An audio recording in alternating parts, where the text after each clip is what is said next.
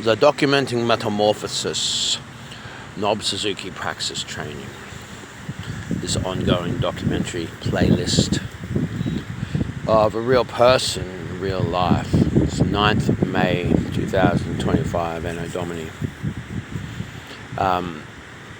Disclaimer goes out. The reason why I'm doing this is because I'm covering a number of different things that go with human life in the first world, particularly for someone who didn't realize that they're an artist or doesn't realize that they're an artist. Here's something cool to look at. Very cute little dachshund and pup playing over. So disclaimer is, first of all, just in case anyone forgets who has watched any of these before, or if this is something that you're watching the first time, I talk about all this stuff because it's unspoken. So this is for people who are thinking about committing suicide. I make this for people who are thinking about killing themselves. Okay, that's what this is about. So I just wrote an email to the police minister saying that my work and my life is suicide prevention, and I want to see 2 police officers commit suicide, Anthony John Hudek and Talitha Favero. But my work is suicide prevention, police minister. I devote my life to preventing other people from committing suicide, but I want to see those 2 police officers commit suicide this winter, on the coldest, darkest night. Obviously after they've already been disgraced and expelled from the Queensland Police Service. Ideally commit suicide by dying on the coldest, darkest night out in public. What kind of dream is that? What kind of horrible wish is that to put out into the world?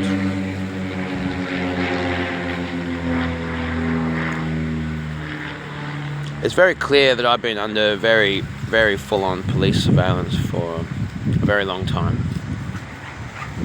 And fair enough, because they are of the opinion that I have the ability to manufacture large quantities of methamphetamine and transport it or distribute it around the country immediately. And the truth is I do have that ability. So that in itself, and considering that there's someone rather close to me in the family that does indeed do that, then fair enough that I should have this surveillance on me for the rest of my life. Fair enough. I don't have anything to do with that shit. And I wouldn't even if this surveillance was on me. But I find myself to be really fucked off in some ways, because there was some behavior change when I realized this surveillance was focused on me directly. But that behavior change was me turning and taking a stand and pointing lasers at the drones and saying, like, cannot be taken. Basically, like, just showing, I showed that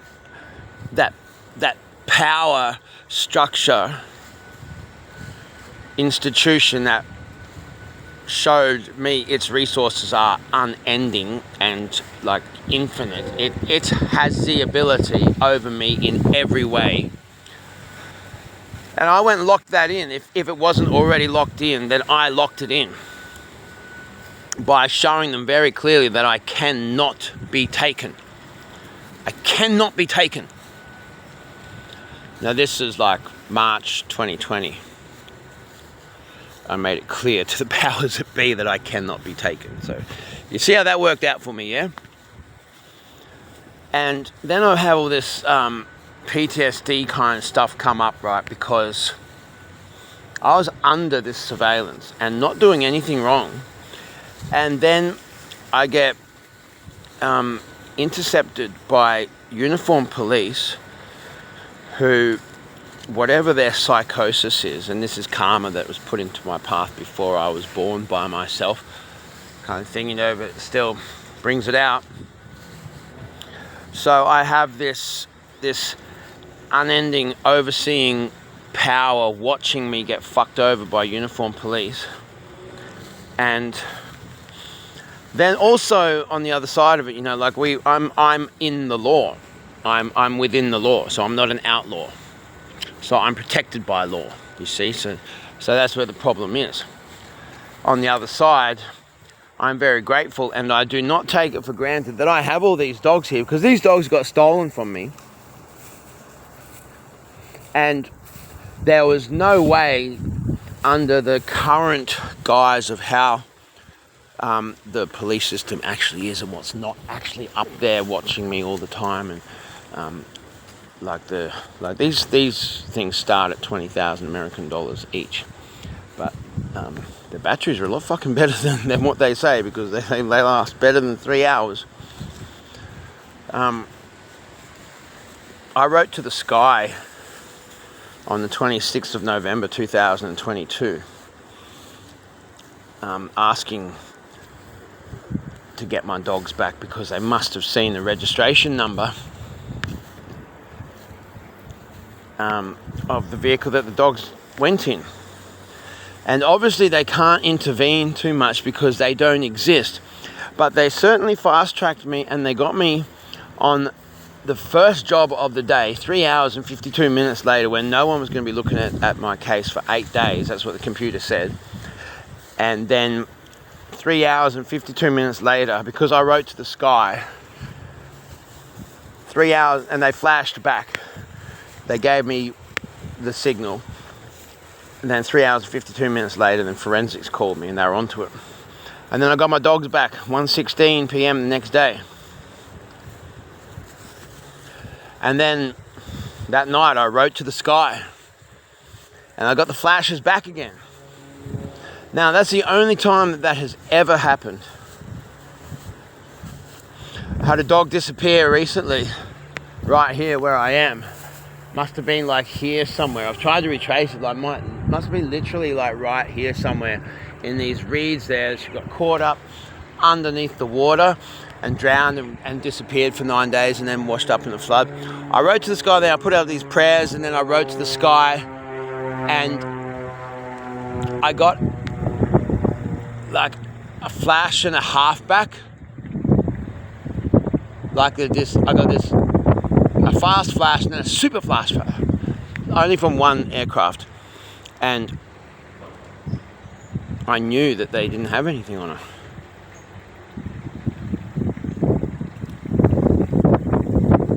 So I suppose there's a lot coming around to look at how we got to where we are, and so we have to know where we are and where we're at and how we got here. So that's something that's come up recently. There's been some really dodgy shit. There was intentional malicious fire lit just up there, then like a $40,000-$50,000 caravan turned up 2 days later. And like, you just tell something's not right about this. There was a New South Wales police badge in the mix of all this shit that got burnt. I've called in this thing, and the police have just not responded in time. And they let these people get away after that caravan's been burnt. I've got to clean up this mess, but I've got to say to the police, like, I'm cleaning up this crime scene because I don't want this fucking crime scene here. And they're like, oh, you can't alter with the crime scene. Well, like, you don't fucking do anything anyway.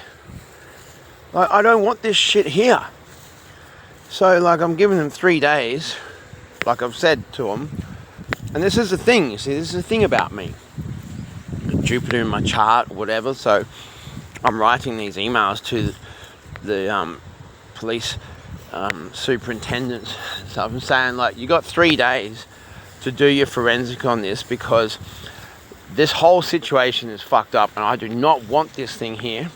And I'm going to clean this crime scene up, and I'm going to make it inaccessible to people. I'm going to make this area inaccessible so this shit can't happen here again, because it's happened here twice now, and I've called it in and you have not responded in time.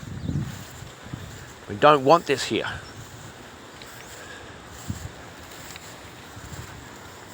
So that's something I wasn't really going to talk about, but it's interesting that's sort of come out. The thing underneath it all is clarity, is what I'm about here, is the clarity. So I just wrote that email to the police minister, and then I've written these other emails.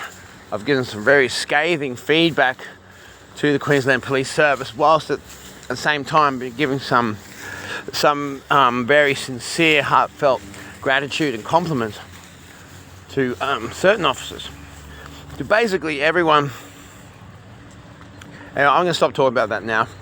I just wanted to mention that is something that's there because it's a thing that's still there, right?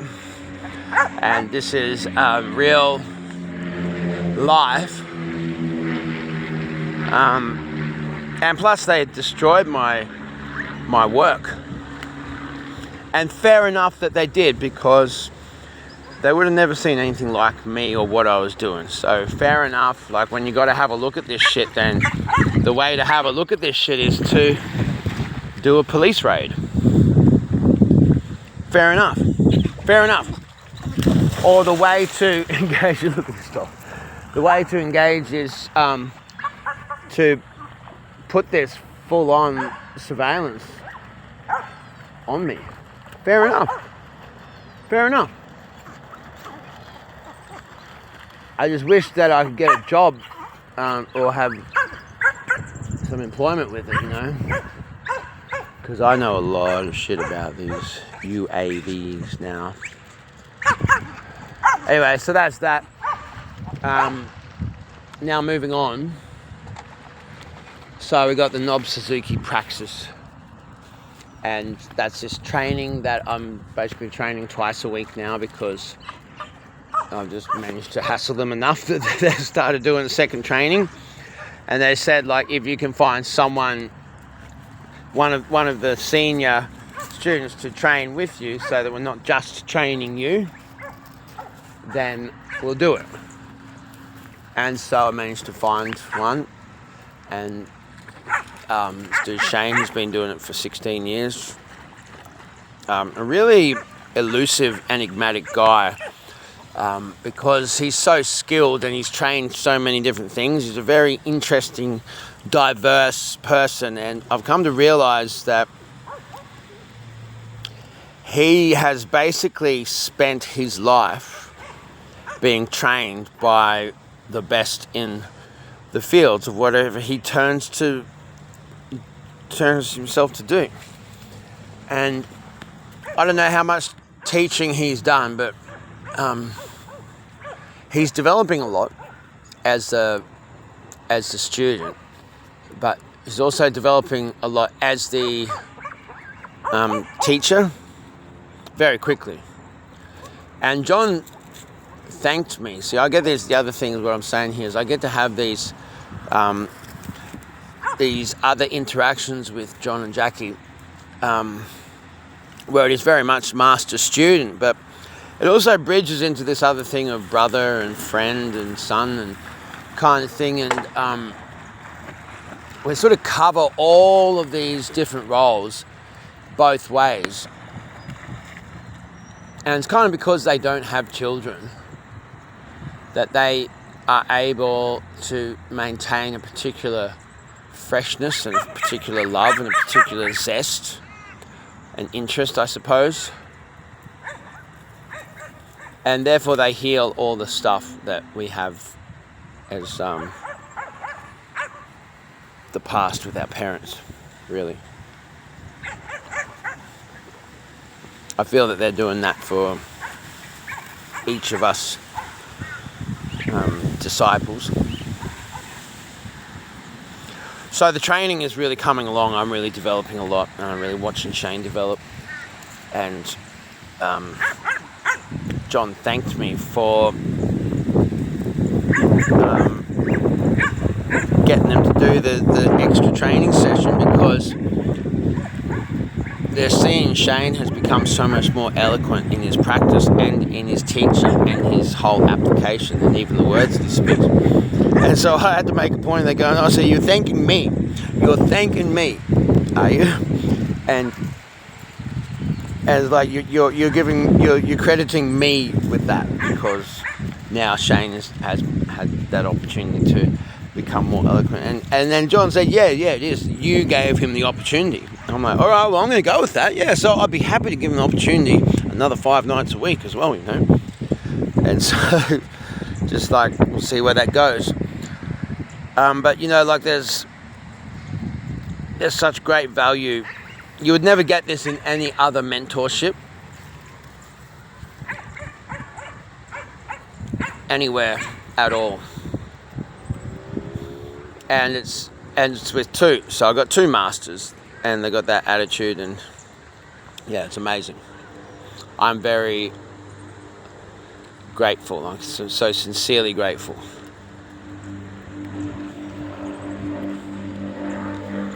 So the body has been developing a lot. The voice has been developing a lot. The ego has been developing a lot. As far as the ego has been developing a certain charisma and a smoothness, which sort of goes past that sort of that initial ego response, like you sort of go, it's sort of like the ego has a bit more of a foresight to itself, and then has this charisma of how it's coming across. And there's always been certain things there with performance, even if you're not really feeling the pressure. As soon as there's an audience or it's being recorded, then the voice changes, and it just becomes a more restricted, a more hindered expression when it's singing, playing guitar, or not so much with anything. I think probably just singing, actually. Everything else, it just is that flow. So. But still, there's a bit of a, and I think I've transcended all of that, or taken it all in my stride, so to speak. And I've been doing some performances and recordings and sending to specific people. And one person is my old friend, Janae Elita. You can check her out on YouTube. Janae Elite, she's got 2 new songs out, right? One called Archangel on a Precipice, and that's got a film clip to it, and that is fucking amazing. It's incredible. I only just saw it yesterday, so I've been hassling her by like injecting myself into her reality and sending all kinds of different recordings and saying all kinds of stuff, because we have these incredibly profound conversations that I wish I record, because like there should be interviews for her, because she's fucking genius and absolutely brilliant from way back. And I don't know, I just felt comfortable enough, because this is what this is about, this video, is because of the NSP, the Nobbs Suzuki Praxis, and then also having the time with John and Jackie during the week. So this playlist was all made to be like this thing, like I'm doing this thing, right? Which will be like I go do this training thing, and then there might be a little bit of discourse and some interviews and stuff throughout the week. But like I see them generally on average. I see them like 5 or 6 times a week, 5 or 6 days a week, for different things, and in communication, and it's all like it's the stuff that really matters in life. Those are the times that I'm seeing them, and they're really freshening up my vibe. I'm learning so much from them about the world, not just about this stuff that I study from them, but about the world and about life. And I've been studying my whole life, and there's so much I don't know, but at least I learned how to learn. Like I learned how to learn, so I know how to learn, so I can soak up this information so quick and just keep it going. So since the last time that I made a documenting metamorphosis episode, I feel like I've grown exponentially, 3, 4, 5, half a dozen times at least. Like I've had these massive looks at myself, coming to see myself, and then just basically when you recognize something, when you see something, then it sort of instantly changes. And that's if you step up to it, I suppose, which is what I'm all about. So there's no shying away from self. And sort of the facing of the devil kind of thing seems really scary, but it's not that hard. It's a bit like that, you know. I haven't found myself facing a hidden devil within myself for a long time. Haven't thought about that, but this is essentially what that is. So hopefully there's not one in there hiding that I'm not aware of. Could always be. Could always be. So anyway, all of that brings me to a point of having this confidence, this comfort, this lack of inhibition to record things, and mainly me singing and playing guitar and stuff, different tracks, and sending them to Janae Elita, who you can check out on YouTube, and I highly recommend doing. The other one is Learning to Pray. Just dropped last Friday. So you got Archangel on the Precipice and Learning to Pray by Janae Elita. There's Jeune and Elita. Check them out. They're both on YouTube. One's as a topic, and one's as the person. Don't know why it's like that, but they're there. And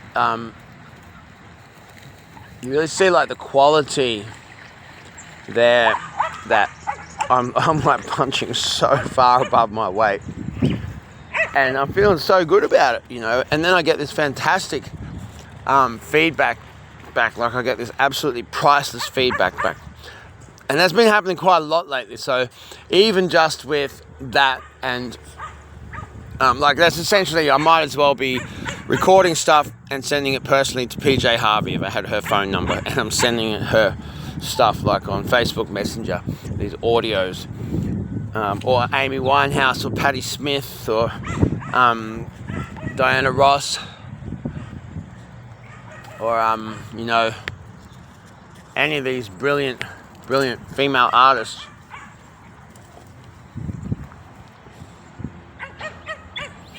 So I feel like I've been developing a lot, and then there's been some really serious shit going down lately. I found myself in some really extreme emotional states, and so I've gone and made music, or performed music in those times, and that's the kind of time I go, oh no, I wouldn't do that now. I don't feel like doing that, you know, because I was upset in such a manner. But like, no, that's when you go and do it. And that's when you go and do it when it's improvised and you're not scheduled to play and it's not a scheduled audience, and you just find yourself in front of people performing, and you fucking perform. You do it. And that's where you find this like thing. I don't know how I feel. Like, so I got to like sing with an audience, and then that shows me how I feel. What comes out of me, then I go, oh, right, I didn't expect that to come out. And then that's something that Janae's pinned me on, like, what do you mean by that? What did you expect to come out? What did you expect to be in there to come out? Or like, why don't you sit with that and get really clear about what you want to get across? And it's interesting because I do that, but then I also need to have this other duality thing. It's like watching him skate. It's like watching him on a skate rink.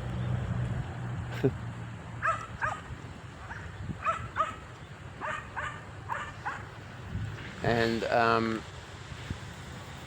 the body has been quite injured. Worked really hard, sorted out a lot of shit in my life, and I find playing some music makes the body feel so much better. But I feel ragged in certain ways and somewhat burdened, so I'm just going to give away all of my stuff, everything I own basically, pretty much. I haven't moved on. I made this decision, but I haven't moved on it. Otherwise, I've got this idea to just pack everything up in my double-decker bus and drive to scrap and get paid for scrap and just be clear of that. Like, let's just close that story down. Bring that chapter to a close and not be burdened by all this physical stuff. At least then my days can be more filled with creative purposes and generating financial currency, which is all I need to resolve all my responsibilities. You know, I'm trying to keep some flame burning for something that the community doesn't seem to care about anymore. And the people that have the resources to make it happen seem to be the ones that think they want to make it happen, but they are very much the ones destroying it. And so we have this horseshoe theory applying itself in all kinds of ways in life. I'm coming to a point where I can just let it all go. And that's even tied into that whole thing with like the police, is like they bring so much energy to it all. And it's sort of like, because I feel that things should be different. I do so much good for this community, so much good for this world, and I'm some kind of sentinel in this world of sorts, so I feel that justice should have prevailed by now in such a manner.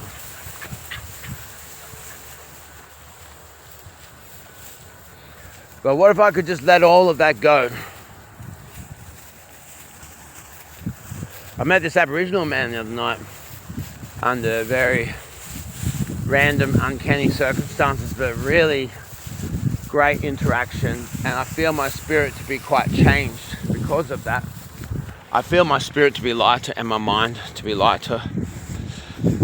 And he was one of the most alive people that I've ever seen. Then turns out that he's dying, and he reckons he's only got about 6 months to live. And I realized so many different things in that moment. And I felt my spirit become lighter. And then when I remembered it the next day, then I felt my spirit become lighter again. And that's something that's really worth carrying. Because like I help people prepare for death. And this dude was already sorted in a way much better than me. And he recognized something in me that was really beautiful to see, that another person could recognize that, especially another man, especially an Aboriginal man could recognize that in me. I was very grateful. And I think I recognized stuff in him. And I feel like my spirit is actually a lot healthier and a lot happier and a lot lighter because of this interaction that I had randomly with this guy who's probably going to be dead in 6 months. Yeah, so I'm very, very, very grateful. And that bloke's name is Jason Ugal. Ugal man, Y-U-G-A-L. And yeah, I'm gonna walk up here. He's a really great guy, really beautiful human being. So my presence here on this land is illegal. Acknowledge that, you know, that people go and want to start by acknowledging the traditional custodial land. Bullshit. Start by recognizing that your presence on this land is fucking illegal. Otherwise, don't say anything at all. Right, so walking up here now. You see, this is my place that I have permission to come and be here and to camp out here. And look at what has happened here. And the police don't give a fuck.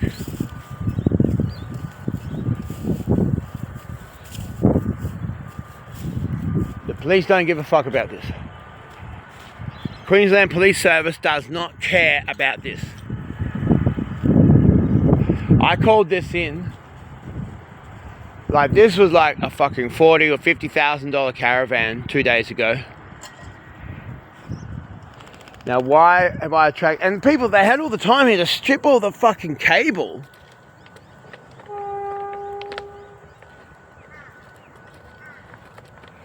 Like, this is just so fucked up.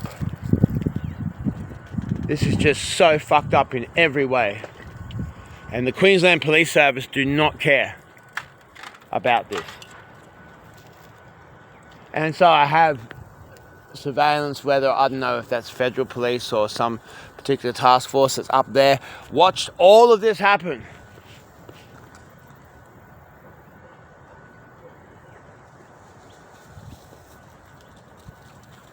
So I suppose that's why I started with police.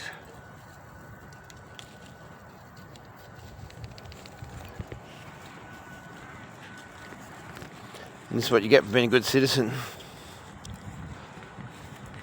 Like, this is fucked. Who's going to clean this up? Not the police. This was somebody's life. Now over there, there's a New South Wales police badge. Over there in that shit there. I told them. I told the police that there is a New South Wales police badge in that shit there. They don't seem to care.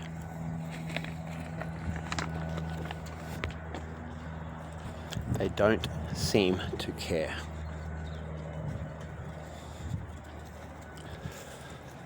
So, I'll continue on with my step-by-step journey here. And I'll continue on with my step-by-step journey with performance art. And I'm doing healing arts. And when there's not healing art work, then I'm just trying to be busy with performing arts. And I think to get rid of all the shit in my life, all the physical possessions, my double-decker bus, all my tools, all my equipment, everything. Ability to build a festival, all of that. Just give it all away or scrap it. Notice at no point is there an option to do something like this. This is malicious. Like, whatever this was, this is malicious. And I called this in and told them, like, gave them all they needed to come in and get these people at the time, and they didn't turn up. And those people had time to strip all that wire.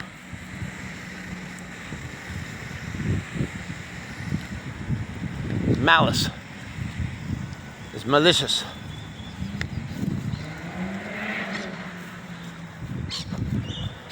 And so why is that in my life?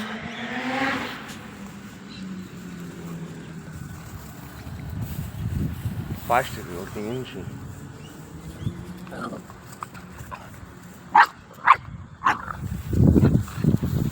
So,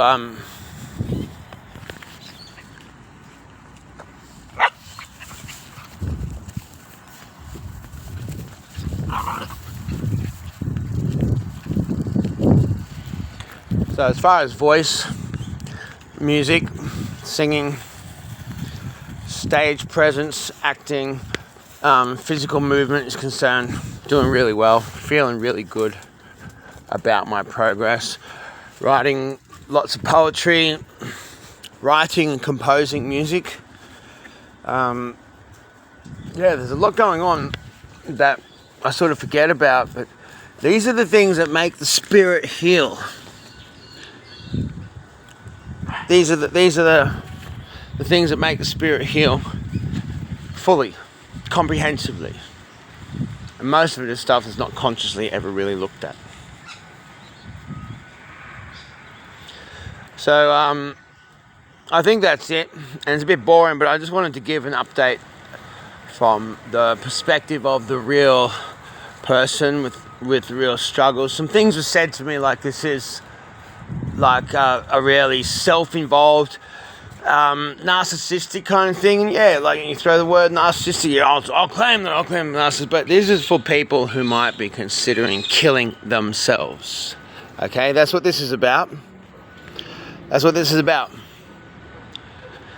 I make this stuff to show a real person going through the real vulnerability stages and issues and struggles of a real human life, so that any person who might be thinking about committing suicide might take some inspiration, or might take some peace or some solace or some harmony or some grace from it in some way, and not kill themselves. That's what this is about. Okay, if you don't get that, that's what this is about. Leave it at that.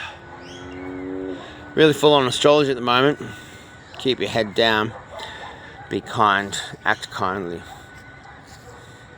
And I say that knowing that I wrote that email. Like, see, it's all totally kind. Totally kind. I don't think I really want to see those police commit suicide, but it's sort of showing something. And if those two police officers do commit suicide, maybe they commit suicide in a quick way so they don't suffer too much. Ciao.